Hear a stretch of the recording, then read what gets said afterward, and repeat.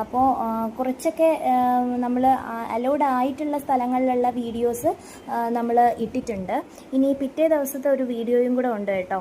ഇതിപ്പോൾ തുലാഭാരം കഴിഞ്ഞിട്ട് ഞങ്ങൾ വരുന്ന ആ ഒരു കാഴ്ചയാണ് നിങ്ങൾ കണ്ടുകൊണ്ടിരിക്കുന്നത്. ഞങ്ങളൊരു 5:30-6 മണിയോടുകൂടി ഗുരുവായൂർ അമ്പലത്തിലേക്ക് പോയി തുലാഭാരമൊക്കെ നടത്തി കുഞ്ഞുങ്ങൾക്ക്.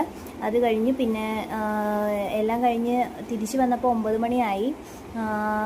നല്ല തിരക്കായിരുന്നു കേട്ടോ അമ്പലത്തിൽ. നല്ല തിരക്കെന്ന് വെച്ചാൽ നല്ല തിരക്കായിരുന്നു. പിറ്റേ ദിവസത്തേക്ക് വേണ്ടി തുലാഭാരത്തിന് വേണ്ടി നിർത്തിയില്ല. കാര്യം പിറ്റേ ദിവസവും നല്ല തിരക്ക്, രാവിലെയൊക്കെ നല്ല തിരക്കായിരിക്കും എന്ന് പറഞ്ഞതുകൊണ്ട് തന്നെ അന്ന് തന്നെ നടത്താമെന്ന് വിചാരിച്ചു. നമ്മുടെ വന്ന ആ സമയത്ത് ഈവനിങ് തന്നെ അങ്ങ് നടത്താമെന്ന് വിചാരിച്ചു.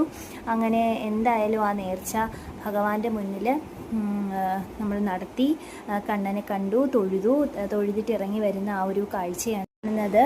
അപ്പോൾ പിന്നീട് നമ്മൾ ദ്വാരക ഹോട്ടലിൽ നിന്ന് ഡിന്നറൊക്കെ കഴിച്ചതിന് ശേഷം നമ്മൾ റൂമിലേക്ക് എത്തി. ഇതാണ് നമ്മളെടുത്ത റൂം കേട്ടോ. 2 റൂം, ഇതുപോലുള്ള 2 റൂമാണ് എടുത്തിട്ടുള്ളത്. ഈ റൂമിൽ ഞാനും അമ്മമാരും പിന്നെ മക്കളുമാണ് കിടന്നത്. പിന്നെ അപ്പുറത്തെ റൂമിലാണ് ഏട്ടനും അച്ഛനും കൂടെ കിടന്നത്. സെയിം ഇതുപോലുള്ള ഒരു റൂം തന്നെയാണ് കേട്ടോ. ഇതേ സെയിം റൂം തന്നെയാണ് കേട്ടോ. അപ്പോൾ ഇതിപ്പോൾ പിറ്റേ ദിവസത്തെ വീഡിയോ ആണ് ഈ കാണുന്നത്. പിറ്റേ ദിവസമാണിത്. അപ്പോൾ രാവിലെ 9 മണിയോടുകൂടി തന്നെ കുഞ്ഞുങ്ങളെയൊക്കെ കുളിപ്പിച്ച് റെഡിയാക്കി നിർത്തിയിട്ടുണ്ട്. ഏട്ടനും അമ്മയെന്ന് പറയുമ്പോൾ ഏട്ടൻ്റെ അമ്മയും ഇവിടെ രാവിലെ 4 മണിക്ക് എണീറ്റ് അവർ അമ്പലത്തിൽ പോയി. അമ്മയ്ക്കൊരു നേർച്ചയുണ്ടായിരുന്നു. അങ്ങനെ ഏട്ടൻ അമ്മയും കൊണ്ട് അമ്പലത്തിൽ പോയിരിക്കുവാണ്. തിരിച്ച് ഞങ്ങളെ വിളിക്കാൻ വേണ്ടി ഏട്ടൻ വരും. ഇപ്പോൾ ഞാൻ അമ്പലത്തിലേക്ക് നടന്നു പോകുന്ന ആ ഒരു കാഴ്ചയാണിത്.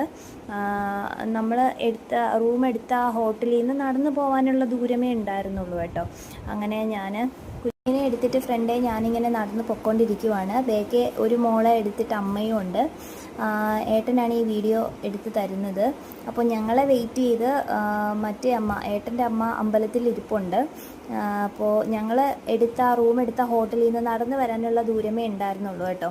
അതുകൊണ്ട് തന്നെ നടന്നാണ് വന്നത്. കാർ അവിടെ ഇട്ടിട്ട് നടന്നാണ് വന്നത്. ഗുരുവായൂർ അമ്പലത്തിൻ്റെ ഇരുവശങ്ങളിലും ഒത്തിരി കടകളുണ്ടല്ലേ. എന്ത് മനോഹരമായിട്ടുള്ള കാഴ്ചകളാണ് ആ കടകളിലുള്ളത്. എന്തെങ്കിലും വാങ്ങിക്കണം എന്നുള്ള ആഗ്രഹത്തോടു കൂടിയാണ് ഞാനും തിരിച്ചു വന്നത് കേട്ടോ.